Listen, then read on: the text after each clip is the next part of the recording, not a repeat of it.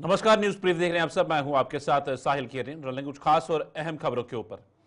National conference विधायक अली मोहम्मद सागर द्वारा सदन में आज पाकिस्तान के साथ बातचीत का सिलसिला शुरू करने की मांग को लेकर विपक्ष का पारा एक बार फिर सातवें आसमान पर जा पहुंचा। नेता प्रतिपक्ष सुनील शर्मा ने कहा कि नेशनल कॉन्फ्रेंस के डीएनए में ही पाकिस्तान शब्द घुस चुका है और आज एक बार फिर सागर ने यह साबित करके रख दिया है। और क्या कुछ कहना है सुनील शर्मा का, आइए आपको बताते हैं। नेशनल कॉन्फ्रेंस के डीएनए में पाकिस्तान का शब्द घुस चुका है, वो बार बार छलकता है उनसे। आज अली मोहम्मद सागर ने दोबारा से पाकिस्तान शब्द का उच्चारण करके एक विमर्श को स्थापित करने की कोशिश की है। हमने इसमें पहले भी एतराज जताया, मैंने एक पत्र भी स्पीकर को लिखा था, लेकिन स्पीकर को भी बहुत आनंद आता है ऐसे एंटी नेशनल बातें सुनने से। मुझे आज उनकी क्रेडिबिलिटी पे भी बहुत शक हो रहा है। मैं निवेदन करूंगा स्पीकर साहब को कि इन चीजों से हाउस को बाज लाएं और अन्यथा भारतीय वकालत की जा रही है पाकिस्तान। मैंने कहा ना, डीएनए में है, डीएनए में है, इनके डीएनए में है, नेशनल कॉन्फ्रेंस के डीएनए में है अलगाववाद, पाकिस्तान, ये शब्द डीएनए में है। और अली मोहम्मद सागर हो, अब्दुल रहीम राथर हो, ये कोर कार्डर है नेशनल कॉन्फ्रेंस का और इनसे ये छलकता है। दूसरी ओर कांग्रेस ने पाकिस्तान से बातचीत शुरू करने की नेशनल कॉन्फ्रेंस द्वारा दी गई सलाह का समर्थन किया है। कांग्रेस विधायक तारिक हमीद करा ने कहा है कि दो मुल्कों में उपजी तनातनी को खत्म करने के लिए बातचीत ही आखिरी रास्ता है और ये दरवाजे कभी भी बंद नहीं किए जाने चाहिए। करा ने नेशनल कॉन्फ्रेंस द्वारा सदन में पाकिस्तान का नाम लिए जाने को लेकर भाजपा की आपत्ति पर भी अपना पक्ष रखा। As a matter of understanding और as a matter of principle मेरा ये मानना है कि कोई भी मामला हो बिटवीन द टू कंट्रीज और बिटवीन द टू ब्लॉक्स या कोई जंग हो, इन सब चीज़ों का आखिरी रिसॉर्ट जो होता है वो बातचीत होता है। और मेरा मानना है कि बातचीत के दरवाजे कभी बंद नहीं किए जाने चाहिए और वही एक आखिरी समाधान होता है किसी भी इशू का। एक साइड से अगर टेरर एक्टिविटी हो रही है तो पूछा जा सकता है गवर्नमेंट ऑफ इंडिया से कि आप ट्रैक 2 चैनल पे फिर पाकिस्तान से क्यों बातचीत करते हैं, क्यों दूसरे मुल्कों में जाके at the highest of the highest level पे ब्यूरोक्रेसी की बातचीत करते हैं और क्यों उधर के ऑफिसर्स यहाँ के ऑफिसर से बात करते हैं। ट्रैक 2 अगर ऑन है तो बाकी बातचीत को वो क्यों पॉलिटिसाइज करने की कोशिश कर रहे हैं पॉलिटिकल लेवल पे। मैं किसी भी मुल्क के किसी गलत एक्टिविटीज को ना तो मैं एंडोर्स कर रहा हूं और ना ही मैं उसको सब्सक्राइब कर रहा हूं। मैं as a matter of policy ये बात कर रहा हूं। मेरे ख्याल में वो जो अगर ट्रैक 2 पे बातचीत कर रहे हैं वो एक सही बात है और जो वो लोगों को जो फैला रहे हैं उनके दरमियान में वो टोटल रिटोरिकल पॉलिटिक्स है। अगर बैकस्टैब उन्होंने किया है या किसी ने किया, फिर आप उनके साथ ट्रैक 2 लेवल पे क्यों बातचीत कर रहे हैं? आप क्यों नहीं दुनिया को बता रहे हैं कि हाँ, हम ट्रैक 2 लेवल पे भी उनके साथ इन्वॉल्व हैं, डेली बेसिस पे इन्वॉल्व हैं और दूसरी साइड से उसको रिटोरिकल पॉलिटिक्स पे तब्दील किया हुआ है। तो मेरा ख्याल है कि वो जो ट्रैक 2 लेवल की बातचीत है वो बंद नहीं होनी चाहिए, चलती रहनी चाहिए। उसी से फिर पॉलिटिकल लेवल के वास्ते रास्ते खुल जाते। किसी भी मुल्क का नाम असेंबली में लेने का मतलब ये नहीं होता कि आप उस मुल्क को ग्लोरीफाई करना चाहते हैं। उसका वो नाम जो है या उस मुल्क के बारे में जिक्र जो है वो क्रिटिसिज्म में भी आ सकता है। तो अब क्योंकि इन्होंने एक नैरेटिव ऐसा तैयार करके रखा हुआ है तो उस नैरेटिव को बूस्ट देने के लिए उनके वास्ते बात काफी होती है उसको वो पॉलिटिसाइज करने की। नेता प्रतिपक्ष सुनील शर्मा ने सदन में विपक्ष के नेताओं को समय न देने का आरोप लगाया है। सुनील शर्मा का कहना है कि सरकार इस सत्र को नेशनल कॉन्फ्रेंस का सत्र बनाने पर तुली हुई है और यही वजह है कि विपक्ष की आवाज को लगातार दबाया जा रहा है। उन्होंने चेतावनी दी कि यदि यह सिलसिला जारी रहा तो विपक्ष एक बार फिर समानांतर विधानसभा सत्र लगाने को मजबूर हो जाएगा। आज भी लगभग 80 मिनट नेशनल कॉन्फ्रेंस के विधायकों ने बोला और सिर्फ 24 मिनट भाजपा के विधायकों को बोलने दिया। ये नेशनल कॉन्फ्रेंस की असेंबली इसको बनाना चाहते हैं। अपोजिशन की बात सुन के राजी नहीं, सरकार भागना चाहती है, लोगों के मुद्दे यहाँ पे ना आए, इनके वादे इनको याद न दिलाए विपक्ष, इसलिए ये विपक्ष की आवाज को उठने नहीं देना चाहते हैं सदन में, लेकिन इनकी भूल है। हमें उम्मीद थी कि एक सीनियर आदमी को स्पीकर बनाया है, लेकिन जिस जमात से वो आते हैं उससे कोई ज्यादा तवक्को हम नहीं कर सकते हैं। इसी प्रकार का हाउस अगर इन्होंने चलाना है, मुझे लगता है कि ये केवल नेशनल कॉन्फ्रेंस का हाउस रहेगा, यहाँ विपक्ष नहीं दिखेगा। और मैं स्पष्ट कर देना चाहता हूं कि विपक्ष अगर वहां पे इन्होंने हमारी आवाज दबाई, हम दोबारा से पैरेलल असेंबली यहाँ पे लगाएंगे, लोगों की आवाज पैरेलल असेंबली में यहाँ पे हम चलाएंगे। भद्रवाह से भाजपा के विधायक दिलीप परिहार ने सदन में आज अपने विधानसभा क्षेत्र में टीचरों की कमी का मुद्दा उठाया। उन्होंने सदन में बताया कि भद्रवाह विधानसभा के कई सरकारी स्कूल टीचरों की कमी से जूझ रहे हैं, जिसका सीधा असर बच्चों की शिक्षा पर पड़ रहा है। वहीं शिक्षा मंत्री ने दिलीप सिंह परिहार की इस शिकायत को सही ठहराते हुए जल्द ही इस मामले में जरूरी कदम उठाने की बात कही। उन्होंने बताया कि टीचरों की भर्ती की प्रक्रिया शुरू कर दी गई है और जल्द ही इस कमी को दूर कर दिया जाएगा। और टोटल स्टाफ कितना 6। इसी तरीके से हैरान है, सेवा है, पलोटी है, बुढ़ापा है, चक्रवाती है, चिंता बुरी हालत है। सर आप बताओ सर बच्चों का क्या होगा? मैं चाहता हूं कि उनके लिए कुछ न कुछ किया जाए ताकि उनकी पढ़ाई में कोई बाधा न पड़े। मेरे को पता है कि ये जो 6 साल पहले 2018 से एक बैन लगा हुआ है, कोई नई रिक्रूटमेंट जो है वो नहीं होगी एजुकेशन डिपार्टमेंट में, बाकी डिपार्टमेंटों में। और जो अवेलेबिलिटी है वो मैंने इनको लिस्ट दी है। इनका कंसर्न भी सही है कि है टीचर्स की कमी है, लेकिन हम कर रहे हैं जो भी प्रमोशन कोटा के जरिए कोशिश कर रहे हैं इस वैकेंसी को पूरा करने के लिए, और रिक्रूटमेंट बोर्ड्स को भी जो है रेफर करेंगे पोस्ट। लेकिन ये बैन जो लगाई गई हुई है 2018 के बाद जो है कोई एजुकेशन डिपार्टमेंट में जो है रिक्रूटमेंट नहीं होगी। इसी तरह तब तक ये जो बैन जब तक नहीं हटेगा तो बच्चे कहां जाएंगे?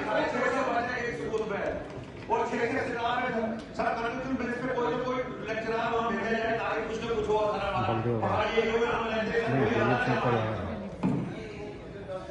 तो है डिपार्टमेंट में 594 पोस्ट जो है वो रिक्रूटमेंट बोर्ड्स को रेफर किए हुए हैं। वो जब आएंगे कोशिश करेंगे, ऑनरेबल मेंबर साहब का जो कंसर्न है उसको जरूर एड्रेस किया जाएगा। तब तक भी जो पॉसिबल होगा इंटरनल एडजस्टमेंट पे, अगर कुछ भी पॉसिबल हुआ, मुमकिन हुआ, जरूर उसको भी करेंगे। डोडा से विधायक महराज मलिक द्वारा आज सदन में जम्मू को निशाना बनाए जाने पर जमकर हंगामा हुआ। भाजपा विधायकों ने महराज मलिक के आरोपों पर आपत्ति जताते हुए जमकर पलटवार किया और मलिक के आरोपों को सरासर झूठ बताया। विधायक विक्रम रंधावा ने इस मामले पर पूछे जाने पर बताया कि महराज मलिक सदन में अगर आरोपों को लिखित में पेश करते हैं तो ही इन आरोपों को सही माना जाएगा। दरअसल महराज मलिक ने सदन में फायर एंड इमरजेंसी सर्विसेज अभ्यर्थियों का मुद्दा उठाते हुए जम्मू के किसी अधिकारी पर संगीन आरोप लगाए थे, जिस पर भाजपा के विधायक भड़क गए।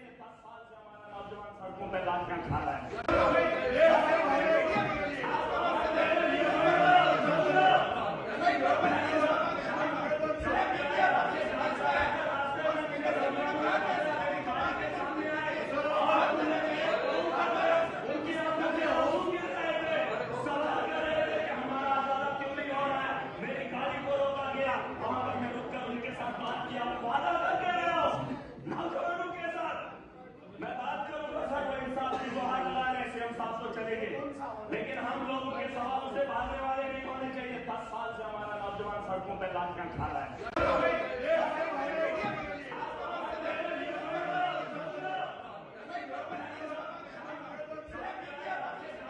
विधायक महराज मलिक ने आज aspirants, fire and emergency aspirants का जो है वो आवाज उठाई है, मुद्दा उठाया। लेकिन भारतीय जनता पार्टी, जब महराज मलिक ने कहा कि धांधलियां हुई है, तो तब भारतीय जनता पार्टी काफी ज्यादा भड़कती हुई नजर आई। आप भी भड़कते हुए नजर आए, क्या कहना चाहिए? देखिए, अब उस वक्त शोरगुल था, वो पर्टिकुलरली टारगेट जम्मू को कर रहा था कि जम्मू का कोई अफसर है उसने धांधली की है, तो हमने कहा था उसको लिख के देना चाहिए उसको।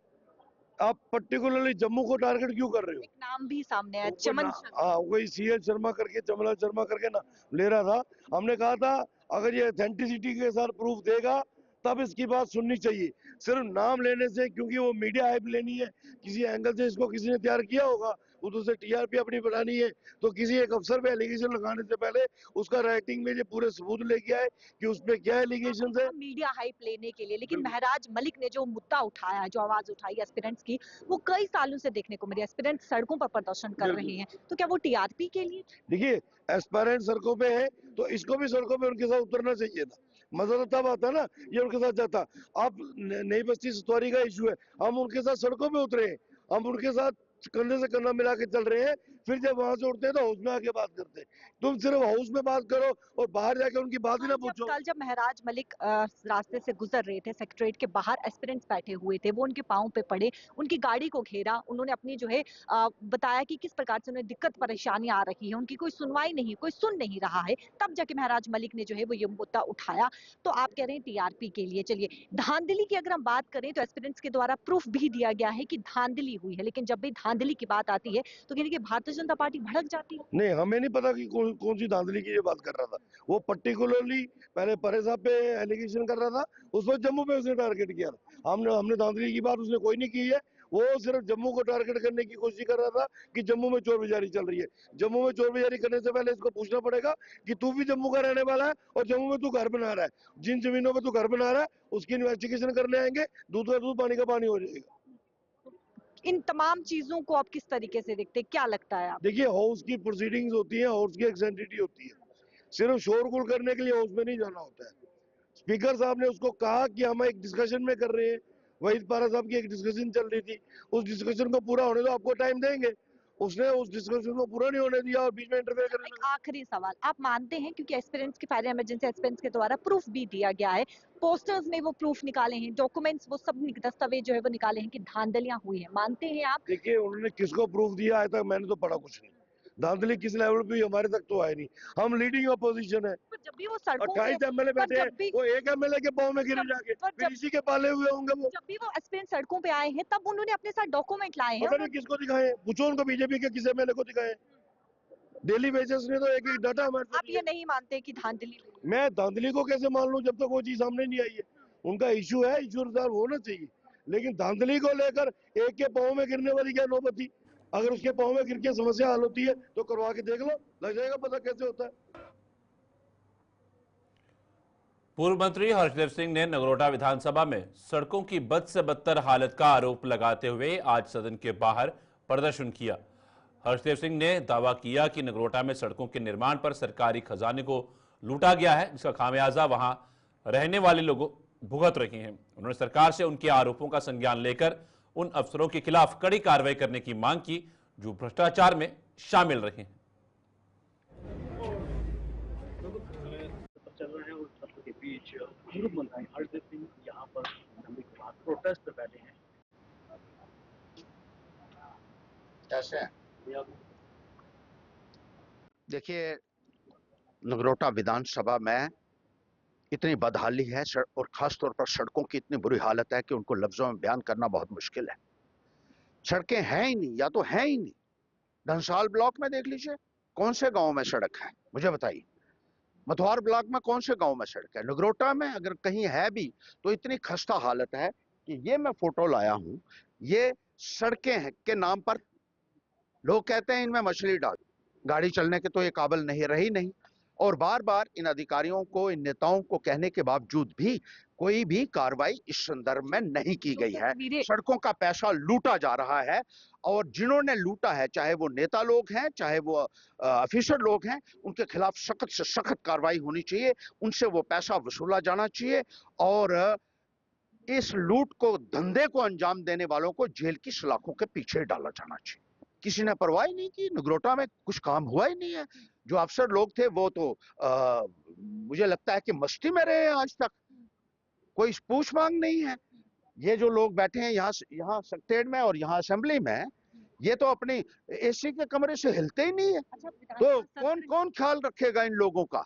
लोगों के, इनको सिर्फ वोट चाहिए और काम के नाम पर इन लोगों को अपने हाल पे आपने छोड़ा हुआ है। You have looted the public funds, you will be made accountable, remember this.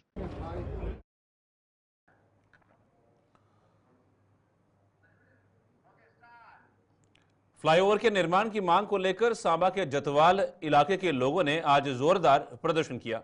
गुस्साए लोगों ने कुछ समय के लिए सड़क मार्ग जाम कर national highway authority of India के खिलाफ जमकर नारेबाजी की। उन्होंने चेतावनी दी कि अगर 24 घंटों के भीतर प्रशासन के अधिकारियों ने यहां पहुंचकर उनकी मांग ना सुनी तो वो बड़ा आंदोलन शुरू करने पर मजबूर हो जाएंगे।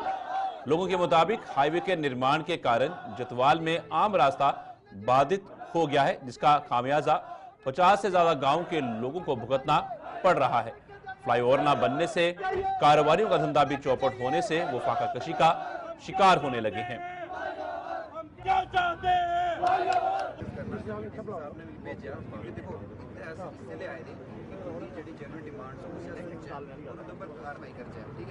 जिस तरह तुस आखा दे हो कि साड़ी जो डिमांड्स हो मिगी एक बार रिटर्न च दियो ते मैं चाहिए डीसी साहब कितना टाइम लगे डीसी साहब मैं आज ही कर लेनी काम करा देना। ये जेड़ा पैच है ना तुंदा इधर आते इस पैच आस्ते उन्हें आखना कि अल्ली रुकी आओ एक बार डीसी साहब ने गल करिए जेड़ा फाइनल डिसीजन हो वो ले लागे। ठीक है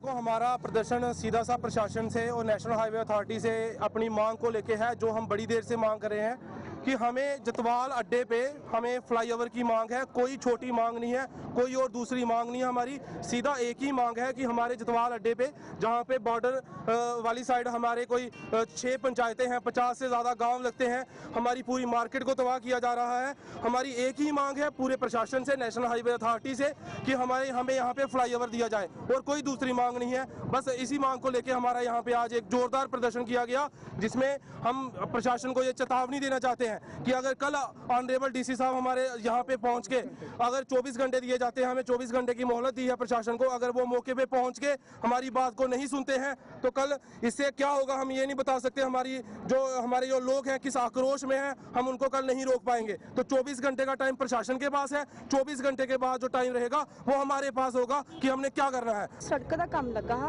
अदू सब तो पहले असें ये डिमांड रखी ही कि अगर सारी जगह तुस क्रॉसिंग दिया दो तो साढ़े जतवाल की जतवाल दे लोगों की जरूरत नहीं है इस क्रॉसिंग दी।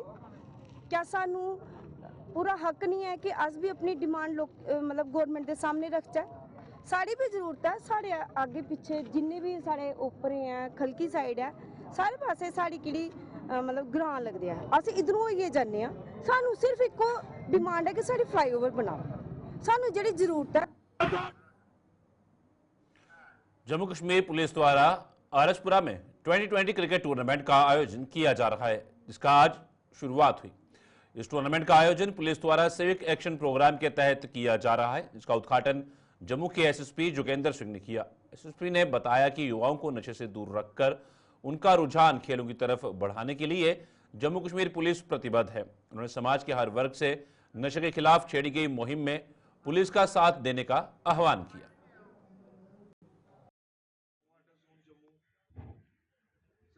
बहुत सारा कार्य किया है और जरा देखते हैं, मैं उनसे बात करूंगा। सर, कैसा आप समझते हैं कि ये इनिशिएटिव युवाओं चाहिए और जो सट्टा चलता है आजकल खेलों में, इस पर तक स्कूल कॉलेजेस पुलिस डिपार्टमेंट की तरफ से सिविक एक्शन प्रोग्राम में हर साल हम एक कोशिश करते हैं पब्लिक आउटरीच की और ख़ासकर यूथ की, और यूथ को एंगेज करने का इससे बढ़िया तरीका कोई नज़र नहीं आता, क्योंकि ये एक तो यूथ को बाकी चीज़ों से जो जिनको हम सोसाइटी के इवल्स कह सकते हैं उनसे दूर रखने के लिए, और ये 1 महीने तक हमारा पूरे डिस्ट्रिक्ट में जो है आगे चलता रहेगा, जिससे हम मैक्सिमम लोगों तक पहुंचने की कोशिश करेंगे और अपना मैसेज जो है जनता तक पहुंचाने की कोशिश करेंगे। नार्को टेररिज्म जो है ये उस सिचुएशन की ओर बढ़ रहा है। तो जहाँ तक रहा ताल्लुक की पुलिस पब्लिक के साथ मिलकर इसके ऊपर बहुत अच्छे से काम कर रही है।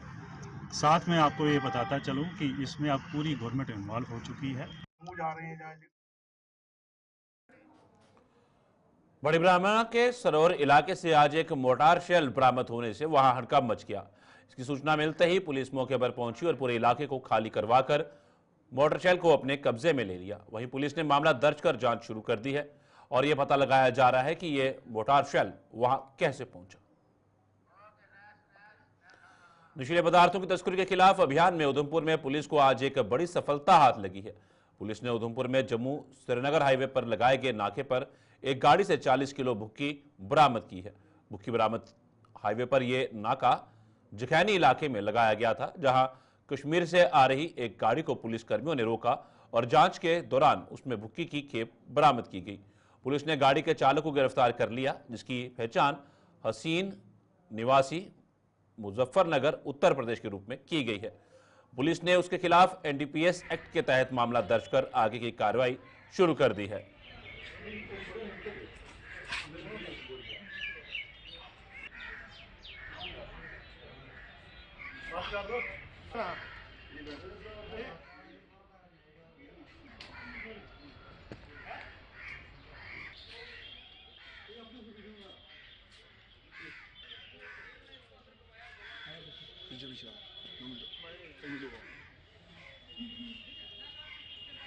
साढ़े पुरानियां पाइपां लगी हैं कई दिन अज को पहले 18-20 साल पहले ही वो पाइपें अस अप्पू पानी लाने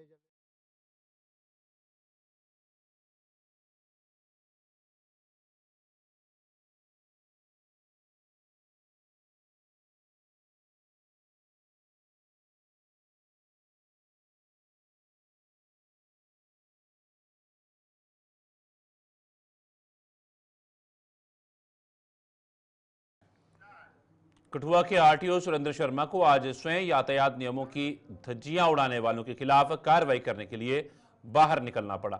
आरटीओ ने अपनी टीम के साथ लगाए गए नाके पर कई वाहन चालकों के चालान काटे और भविष्य में उन्हें सुधरने की चेतावनी दी। उन्होंने बताया कि यातायात नियमों के खिलवाड़ किसी भी सूरत में बर्दाश्त नहीं किया जाएगा और डंपरों के मालिकों को भी जरूरी दिशा निर्देश दिए जा चुके हैं।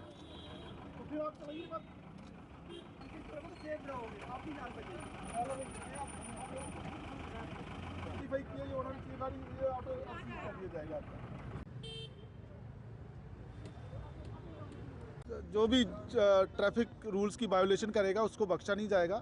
जितने भी लोग हैं, जितने भी जो टू व्हीलर ड्राइव कर रहे हैं या ऑटो ड्राइवर्स हैं, इन सबको, टू व्हीलर ड्राइवर को स्पेशली ये है कि वो हेलमेट पहने, क्योंकि हेलमेट के बिना जो भी हमें चलता हुआ दिखाई देगा उसको हम स्पेयर नहीं करेंगे। कोई भी किसी भी किस्म की ट्रैफिक वायोलेशन जो है वो बख्शी नहीं जाएगी, हैवी चालान किया जाएगा और आइंदा के लिए ये इंश्योर किया जाएगा कि कोई भी वायलेशन ना करे। आज मैंने 3-4 डंपर्स को रास्ते में जो हमें दिखे हैं, जो ओवरलोडिंग कर रहे हैं या जो ट्रैफिक रूल्स की वायलेशन कर रहे हैं, उनको हमने चालान किया और 1-2 गाड़ी को हमने सीज भी किया। तो इस तरह से हम इंश्योर करेंगे कि हमने इंटरनल रोड्स पे जाके नाके लगाए हैं और आइंदा भी हम ये लगाते रहेंगे। और पर्टिकुलरली जो डंपर्स हैं, उनके जो मालिक हैं, उनको मैं ये कहना चाहता हूँ कि वो अपने जो टाइमिंग है उसी के हिसाब से चले और ओवरलोडिंग ना करें। अगर कोई ओवरलोडिंग और ट्रैफिक रूल्स की वायोलेशन करता हुआ पकड़ा गया तो उसको फिर बख्शा नहीं जाए। गुलिस्तान पर खबरों का सिलसिला चलता रहेगा। फिलहाल न्यूज ब्रीफ में इतना ही। दीजिए इजाजत, नमस्कार।